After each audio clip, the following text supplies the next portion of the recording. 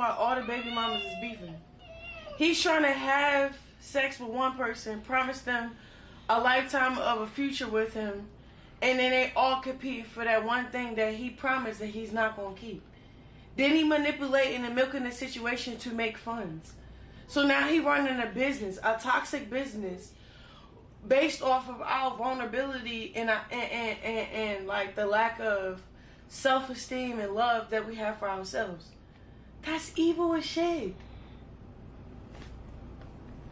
And if any bitch can't see that, you're dumb.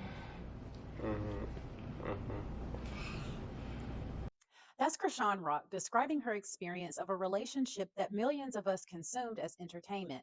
Now, Krishan's interpretation doesn't prove that Blueface intentionally created trauma for entertainment, but she was inside the relationship we're about to examine. And what she's describing brings us to the final question in this series. What happens when dysfunction doesn't just repeat itself, but becomes profitable? Welcome to part 3 of Selling Survival, the Blueface Economy. In part 1, we examined origin, Blueface's family system. In part 2, we examined replication, his publicly expressed philosophy about women, relationships, and power. Now we're talking about monetization, and this started years before Crazy in Love. In 2020, during the pandemic, Blueface launched Blue Girls Club. Women from around the country lived inside his home. Their interactions, relationships, and conflicts became entertainment distributed through OnlyFans. And unlike our analysis of his motivations today, we don't have to speculate about whether that content made money, because Blueface told us himself. That's how much I made right there. Damn.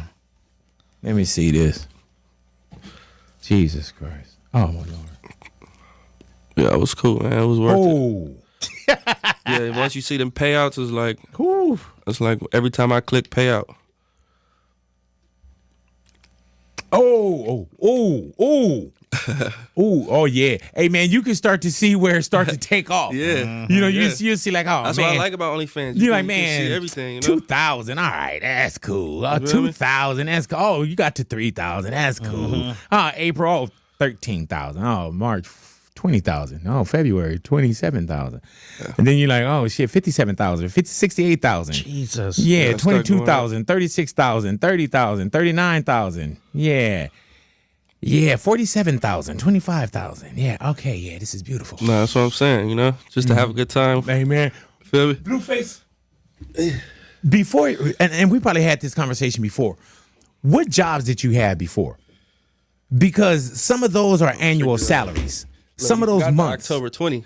I'm telling you, dude. Right, no, I wasn't. I was inspired too, but real talk, it was a little jealousy too. Why I stopped. Right. You know what I'm saying? Like, Yeah, and I think we good enough to let you know. It was a little bit of like as I was floating, it was a little hater shit coming out. I feel you. Yeah, you know, and it should be right. Just to have a good time around girls in the crib. man. It was dope, bro. It was. Hey man, some of those, and not even 100,000, but some of those are annual salaries. You know what I'm saying? Like, what kind of jobs did you have beforehand? That's important. Music may have created Blueface's original audience, but he discovered another commodity, access to his personal world, and particularly a personal world where women, relationships, and interpersonal conflict could generate attention. Then one of the women from Blue Girls Club became Krishan Rock, and eventually their actual relationship became the show. In 2022, Zeus launched Blueface and Krishan Crazy in Love. And look at what became programming: their relationship, their arguments, their families, pregnancy and paternity, physical altercations, even therapy. Remember the therapy session from part 1 where Blueface discussed his relationship with Carlissa? That was an episode of the show. Even the process of examining family dysfunction became consumable entertainment, which brings us back to what Krishan said at the beginning. From her perspective, something they experienced as trauma became something the rest of us experienced as entertainment, and that's selling survival. But the business model didn't stop with reality television. After prison, Blueface entered another phase, live streaming, and the audience followed. The size of the audience isn't actually the most interesting part to me. It's what they're being given access to, because live streaming removes something traditional reality television requires: the middleman. You don't need a network. You don't need an episode order. You don't have to wait for producers and editors to package what happened. Life happens, and the camera is already running. Look at this. Nevaeh is in labor. Blueface is streaming. Now, childbirth isn't dysfunction. That's not my point. My point is that we've moved beyond Blueface's creating a show about his personal life. His personal life can now function as the show. Arguments can become content. Relationships can become content. Breakups and reconciliations can become content. Even major family milestones can become content. Something happens, the chat reacts, somebody clips it, TikTok gets it, Instagram gets it, YouTube gets it, the blogs report it, everybody debates it, and then everybody comes back to see what happens next. Think about the evolution. With Blue Girls Club, Blueface created the spectacle. With Crazy in Love, a network packaged the spectacle. With live streaming, Blueface can become his own network. And increasingly, the cast isn't a group of women recruited for Blues Girls Club. It's his actual relational system, his mother, his romantic partners, his exes, his friends, his children, and the people surrounding them. The family system itself can become the programming, but there's a complication. We don't actually know where reality ends and performance begins. Remember part one? Years ago, Carlissa made an interesting distinction between Jonathan, her son, and Mr. Blueface, the celebrity. So when Blueface contradicts himself, changes alliances, creates conflict, or says something outrageous on stream, we cannot know with certainty whether we're watching Jonathan's authentic dysfunction, Mr. Blueface performing for engagement, or some combination of both. Maybe the conflict is real. Maybe some of it gets amplified because the camera is running. Maybe some of it is performance. Maybe all three are happening at the same time. We don't know. But economically, the platform doesn't need to know either. Authentic conflict generates engagement. Amplified conflict generates engagement. Performed conflict generates engagement. Attention is the commodity, and conflict is exceptionally good at producing it. Oh, Blueface snitched on me, talking about some, I stole his car. Did you take his whip? That was my shit. What kind of car was it? It was a G-Wagon.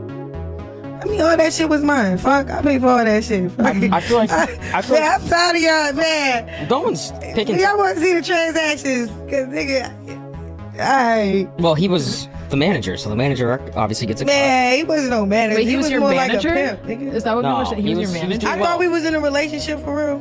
Mhm. Then he got like real super pimp vibes, you know? Yeah. Like very controlling, like okay, he could go do him, but as soon as I do me, oh, she did this and this and that and this and this and that. Just be lying and then lie on my just doing stuff like. What I'll say about him is he's an internet guy too, so he knows how to play the game. So he might have just been doing that for the. That's clowned out though. That's clouded out. You don't want to be clouded out and you lose your ground. Like you gotta stay grounded. Yeah. You pretending that you're grounded when really you not is ridiculous. No, I hear that. And remember part two? Krishan has called Blueface a pimp. I didn't use that statement to argue that Blueface is literally a pimp. We talked instead about why some audiences recognize elements of his relationship philosophy as pimp culture adjacent, particularly the hierarchy and organization of power around women. But once we introduce monetization, another question appears. We're no longer only asking who holds power inside these relationships. Now we have to ask who benefits economically when the relationships themselves become spectacle. And that question extends beyond Blueface because Blueface isn't operating outside the system. He's operating inside an attention economy that rewards spectacle. And this brings the entire series full circle. Remember 2019? Carlissa live streamed their family conflict, and Blueface accused his mother of chasing clout. Now, years later, someone inside Blueface's adult relational system is saying that their trauma became entertainment. I'm not presenting that parallel as proof of Blueface's intentions, but the symmetry is difficult to ignore. The son who once objected to family dysfunction becoming public attention eventually built businesses where access to dysfunctional relationships became part of the product.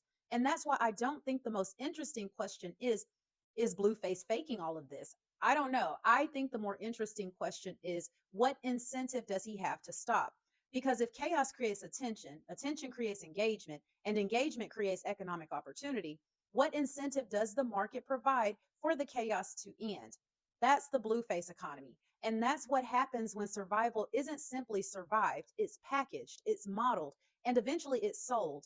This is what I love doing cultural analysis through sociology, psychology, and family systems. I'm interested in looking beyond what people do to examine the systems, environments, and cultural forces that can help us understand why. Because understanding behavior doesn't remove accountability. It's not an excuse, it's an explanation. Thank you for watching this 3-part series. Catch you in the comments.